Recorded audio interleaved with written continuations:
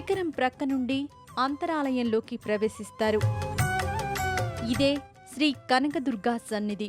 ప్రతినిత్యం వందల సంఖ్యలో శుక్ర, ఆదివారాలు, పర్వదినాలలో వేల సంఖ్యలో భక్తులు అమ్మవారిని దర్శిస్తారు. నవదుర్గా స్వరూపిణి నవనవలావణ్యగుని నవరాత్రుల పూజలని నవలోకింతును సదా.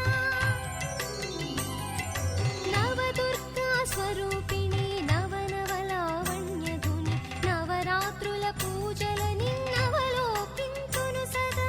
జగజ్జనని జగన్మాత జగదీశ్వరి పరమేశ్వరి జగజ్జనని జగన్మాత జగదీశ్వరి పరమేశ్వరి. నవదుర్గా స్వరూపిణి నవనవలావణ్యగుని నవరాత్రుల పూజలని నవలోకింతును సదా.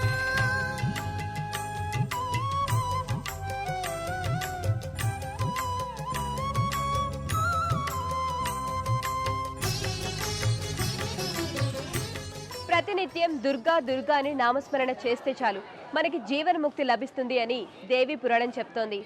నామస్మరణకే మన కష్టాలు కన్నీళ్లు నామరూపాలు లేకుండా చేసే అమ్మవారే కనకదుర్గ అమ్మవారు. త్రిశూల ధారిణి అయి పసిడి ఛాయ మోముతో ప్రకాశిస్తూ ఉంటుంది. దుష్ట శిక్షణ, శిష్ట రక్షణ చేస్తూ కొలువై ఉంటుంది. శ్రీ కనకదుర్గ అమ్మవారి దర్శనం అనంత పుణ్య ఫలాన్నిస్తుంది. కనకదుర్గమ్మ తల్లి మమ్ము కరుణించు తల్లి అని శరణు వేడుతూ భక్తులు అమ్మవారిని దర్శిస్తారు. ఏ వరం కోరితే ఆ వరం ప్రసాదిస్తూ, ఏ కష్టం వచ్చినా ఆ కష్టం తీరుస్తూ భక్తులను కన్న బిడ్డల వలె కాపాడుతుంది శ్రీ కనకదుర్గ అమ్మవారు. అందుకే భక్తులు అమ్మవారిని అమ్మవలే గౌరవిస్తారు. ఆది శక్తిగా పూజిస్తారు. కారుణ్యమూర్తిగా కొనియాడుతారు.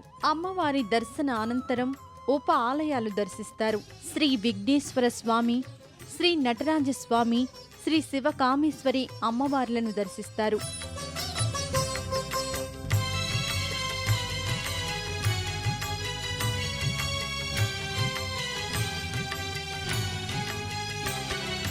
త్రిలోకముల వెలిగించే త్రిపుర సుందరి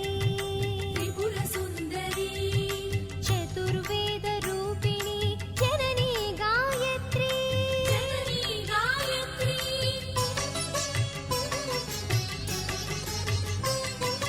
ఆయువిత్సు ప్రాణదాత్రి అమ్మా అన్నపూర్ణ మహిత వీర యోగమూర్తి మహిషాసురమర్దిని. అమ్మ పూజ బాగా జరిగింది. ఇప్పుడు కుమారి పూజ మొదలు పెడదాం. తప్పకుండా చేద్దామమ్మా.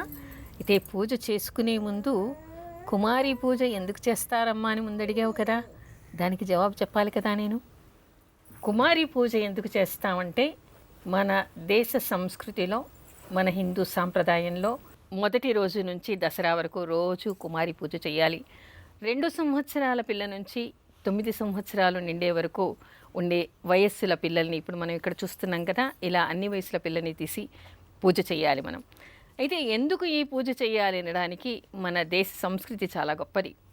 యాదేవి సర్వభూతేషు శక్తి రూపేణ సంస్థిత నమస్తస్యై నమస్తస్యై నమస్తస్యై నమో నమః అంటాం.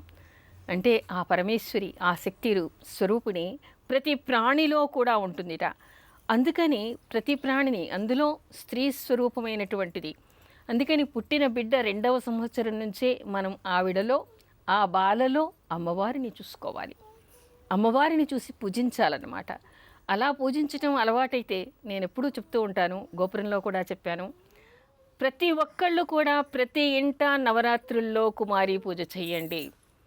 మీ ఇంటి చుట్టుపక్కల ఉండేటువంటి పిల్లల్ని, బంధుమిత్రుల పిల్లల్ని పిలిచి కుమారి పూజ చేయండి. ఇంటిల్లి పాది వాళ్ళకి నమస్కరించండి. పసిపిల్లల్లో కూడా దైవత్వాన్ని, ఆ పరాశక్తిని చూసేటువంటి అలవాటు మీ ఇంట్లో కుటుంబ సభ్యులందరికీ అలవాటు చేయండి. స్త్రీ పుట్టినప్పటి నుంచి 2వ సంవత్సరం నుంచే ఆమెలో అమ్మవారిని, పరదేవతను చూడాలి అని మనకి శాస్త్రం చెప్తోంది. 2 సంవత్సరాల పిల్ల నుంచి 9 సంవత్సరాల పిల్ల వరకు కూడా ఈ నవరాత్రుల్లో ఆ పిల్లలందరికీ పూజ చేయాలి, వారిలో అమ్మవారిని చూడాలి అని మనకి శాస్త్రం చెప్తోంది. మన శాస్త్రం ఎంత అద్భుతమైనటువంటిది. ప్రతి పసిపిల్లలో కూడా పరదేవత ఉంది అని చాటి చెప్పేటువంటి శాస్త్రం. దాన్ని గుర్తు చేయటానికే ఈ నవరాత్రుల్లో పసిపిల్లలకు కూడా పాద పూజ చేసి పాదాభివందనం చేసేటువంటి అలవాటు నేర్పించింది మనకి శాస్త్రం. అందుకని మీరందరూ కూడా తప్పనిసరిగా మీ కుటుంబ సభ్యులకి, మీ ఇంట్లో ఉన్నటువంటి వాళ్ళందరికీ కూడా పసిపిల్లలకి ఈ నవరాత్రుల్లో కుమారి పూజ చేసేటువంటి అలవాటు చేసుకోండి.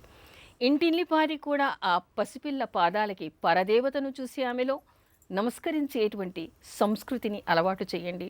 ప్రతి స్త్రీలోనూ, ప్రతి పసిపిల్లలోనూ, ప్రతి ఆడపిల్లలోనూ మనం ఆ పరాశక్తిని దర్శించాలి.